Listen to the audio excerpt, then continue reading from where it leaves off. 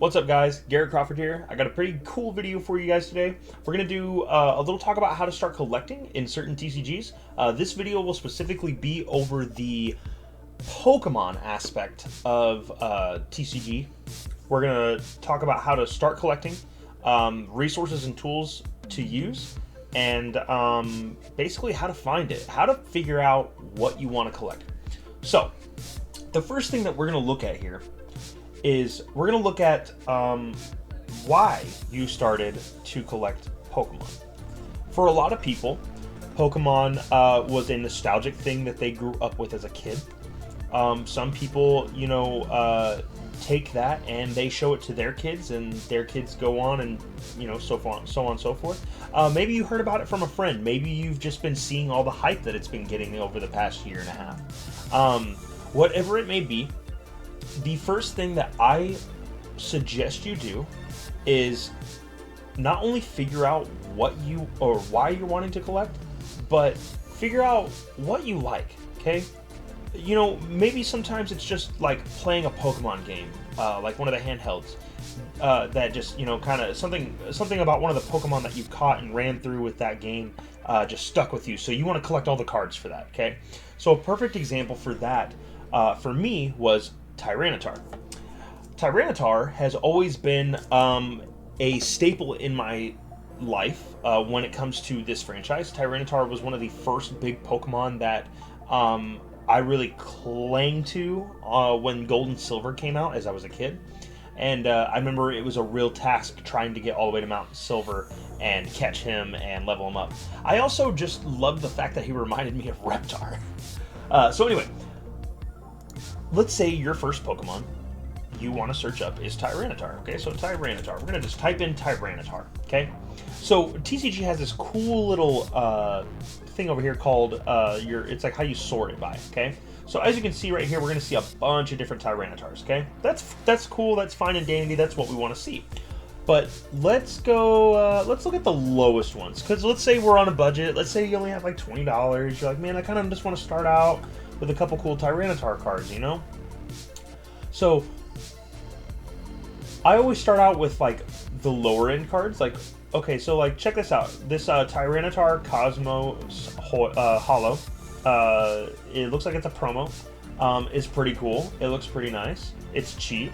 You could probably get most of the ones on this first front page, no problem, with $20. Depending on how you register that in your cart, it could be even cheaper.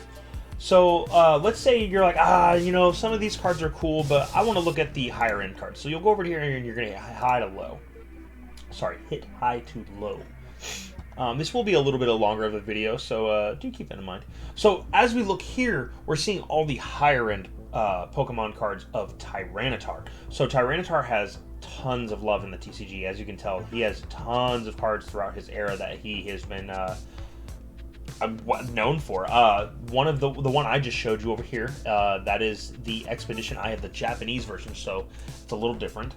I have one of these as well, because it's one of my favorites. So yeah, this is like a good way of to check like a base point. What are these cards going to cost me? So let's say you're digging through here and you're like, oh man, this one's pretty cheap still, and I really like the artwork, and it's it's kind of a chase card out of Battle Styles. So then you click on the card. It shows you all the details. It even shows you a nice little graph. Check that out. So this card has actually been spiking in price over the past month or so, which is pretty cool to see. I bought mine when it was real cheap. I bought it when it was like about $55-$60. So pretty good. So then as you scroll down here, you're going to see, damaged, lightly played, moderately played, stuff like that.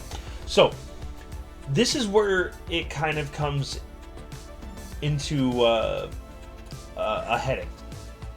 What exactly are you trying to do with your collection? You've figured out what why you're collecting. You just like the franchise, you like certain things about it, it makes you feel a certain type of way. You've now figured out what you like in the franchise, so now you're trying to find that. Now you're at this point where I want to obtain this card, okay? How do I want to go about this? Is this going to be a card that's just going to sit in my binder? Do I want to just keep it there? Is this going to be a card that I use to play in a deck? Is this going to be a card that I'm going to want to slab? These are all things that you need to look at. My suggestions: if you're trying to use these cards to like bling out a deck, or if you're trying to use them to just use in a deck or have in a binder, definitely go with one of these lightly played copies. They're super cheap, okay? $60 for one of these. That's one of your like staple cards you wanted to collect. It was $60. Bam, slap it into your binder. Now you have started your collection, okay? So let's say you're wanting to, let's say you're not really into the card game for playing cards or like playing the decks, or just putting it in a binder. Say you actually are wanting to grade. So this is where this little tool over here is going to come into handy. You're going to want to hit near mint. And if you can help it, okay, if you can help it, sometimes you'll get lucky and you'll have a good seller on here. So let's check out this guy. This is J.A. Rodriguez. So big red flag here is 0% feedback and no sales. He has no sales on TCG Player at all. Same with this person right here, Pokebab, no sales at all. Okay, so instantly I'm sitting there and I'm kind of like, this looks a little meh. So would I trust this on first intuition? No. So what you do then after this is you go a little further. They have a photo, so let's look at the photo. This is the representation of the photo. If I seen a card posted like this, look at this next picture. This next picture kills me. Yep, I can really see the card there. It's terrible. Do not buy from this. This is bad. This is super bad. So that's another thing, is when you come across certain things like that, you can actually report them. So like there's report problem here, there. So let's look past these person. Okay, so Pete's Poke Emporium has 274 sales and they have 100% rating. So that means they're doing pretty good. So the only thing that kind of sucks with this is they're asking for a much more bigger price than what the market is suggesting. So that's kind of like a eh. So when I see that, I try to like, okay, they're charging more. What's the reason for charging more? How centered is this card? Does this card look like it's going to be a really good grade? I'm looking at it here. Yeah, this card looks real clean. The only thing that I think is in question is this edge right here. It does look a little, I don't know, rough. As far as edges go on this card, it would probably get like a 9. Because just they're very boldened. I can see the edges like very boldened out and sticking out. Centering, it looks like damn near spot on. Maybe just a slightly off centered on top to bottom, not too much though. So like if you're looking at it in this kind of perspective, you really like this is, if you're looking to grade this card and keep it long term, this might not be a bad idea for you. Me personally, I would look at this card and be like, it is pretty centered. The corners look great on it. The edges are kind of meh, but that's really the only defect I can tell other than surface. I'm gonna buy it. I would buy that, and I would go turn it into CGC and flip it, or not flip it. Sorry, wrong terminology there. I would grade it, and then probably keep that one in my collection because I like Tyranitar. So let's say you're not trying to look for singles at all. Say you're just like a fiend and you want to crack packs like constantly. So we're on TCG Player. Okay. First off, I oblige you to go try and sign up. It's super easy to sign up, completely free. You don't need anything. Go do that. Okay. If you guys haven't already. So we want to look at Pokemon. There's a new set, Astral Radiance. So say you bought your Tyranitar, right? You're like, man, I got my cool new Tyranitar card. Or maybe you got some old vintage Tyranitar cards or something like that. And now you're like, man, I really want to open up some packs, but opening vintage packs is like stupid expensive and probably isn't the smartest thing to do. So where do I go from there? So let's go to the TCG Player homepage. So here you can see that they're advertising Magic the Gathering, which I also love. They're advertising the new set, Streets of New Capenna, that's coming out. Sometimes they will put Pokemon up here, and then all you gotta do is just click the pre-order button, and bam, you're there. So let's look at, let's say you want to get onto the hype of like the next set, right? So Astral Radiance is the next set that is going to hit the market. Okay. So I know what you're thinking, Garrett. What are all these pink pre-sale lines? What does that mean? Oh, well, I mean, it's pretty obvious. It's a pre-order, right? So let's say we want one Astral Radiance booster box. It's going to run us about $123 through limited edition cards, okay? So I can tell you guys from the past, I've ordered from Kings Games. So these guys would be a no-brainer. I see them for $123.15. They have 35 in stock. Let's grab 3 of them. Add them to your cart. Bam. There's your total. And then I'm going to show you guys something specific with the edit your cart. That's really, really nice. Super, super nice. My computer's being super slow today. It's probably because of the huge storm we're getting. I apologize. Okay. So, here's all your details. It even tells you this will ship out after the 27th. It's $123.15. Zero for shipping because we're already paying this. You guys even have the option for PayPal. Say you want to like pay for PayPal, you know, and look for interest payments of $92.37. Bam. That's if you want to do that. I wouldn't suggest that. I would suggest saving up your money before a set comes out, and then unloading. So like, what I like to do is before a set comes out, I'll normally pre-order like 3 to 4 booster boxes, and usually, like, I mean, I know everybody's situation is different. For me, usually I just set $200 out of each paycheck a couple months prior, and I sit on it, put it in a little glove compartment in my wife's little book that she has for all of our bills and whatnot. And I put Pokemon Fund on there, and she leaves it alone, I leave it alone, and when it's time, I come back here and bam, sets on pre-sale. Oh, bam, look, what's it? Kings Games, it's got them right here. Pretty nice, right? Okay, so I think I've gone through a pretty good portion of what it's like to kind of use the online perspective. I think the last thing that I would like to show you guys, let's clear the card real quick. Yes, we are okay with that. Is actually through here we go. Let's just go back to our Tyranitar. I wanted to show you something that you could do in the cart once you get a couple of your items. So trying to get to these Tyranitar cards so that way I can just show you guys some stuff. Okay, so let's for instance, let's grab this GX one. For near mint, it looks like Pink Bunny had what? Wow, there's only one of these on the market?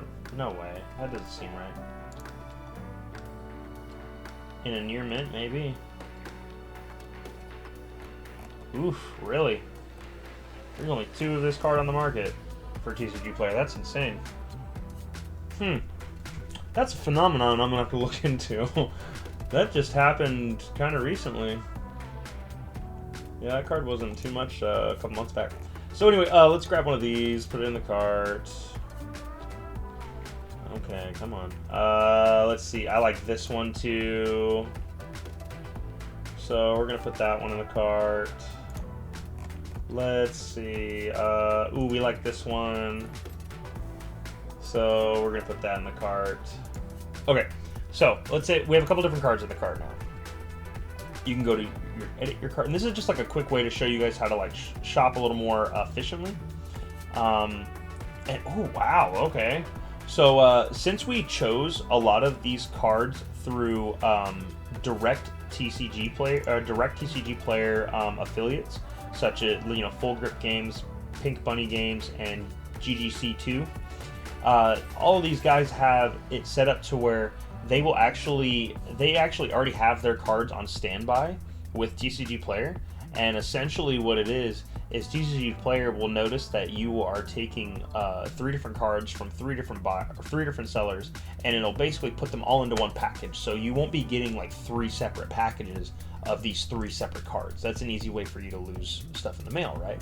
So what they do is they'll either have this stuff on standby already, or they will have the sellers mail it to them, and then they package it all together and send it out.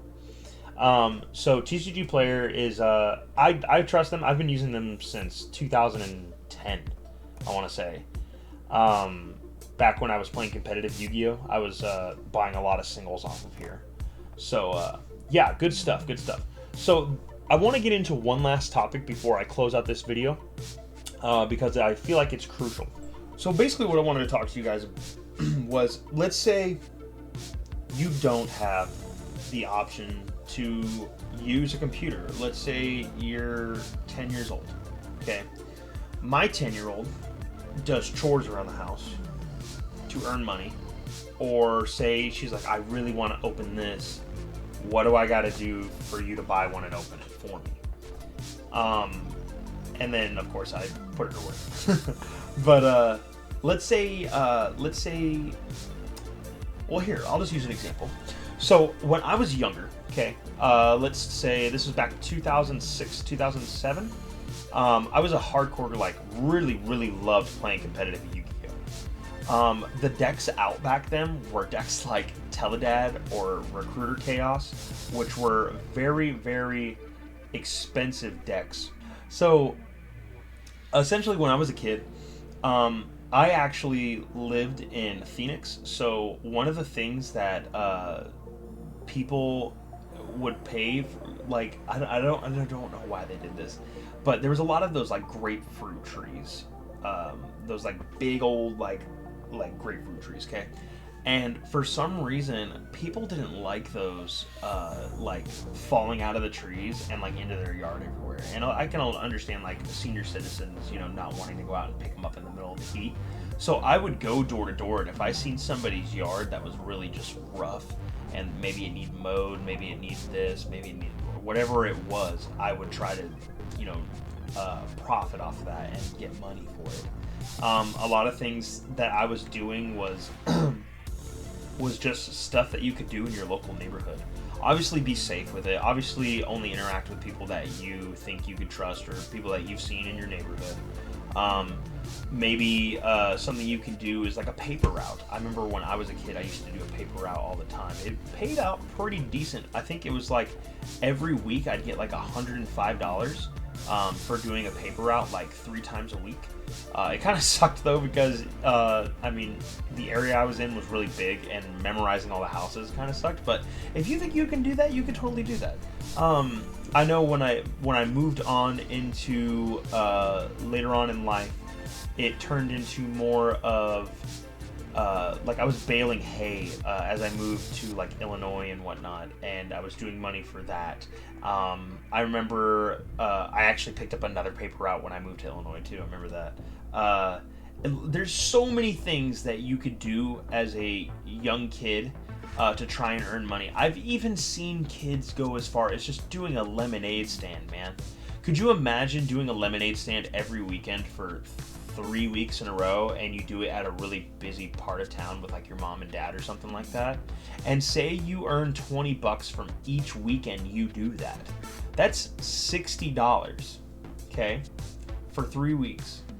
Now you could take that $60 and maybe you have a couple extra dollars earned up, and like our total that we seen, it was only $67.14, and you got three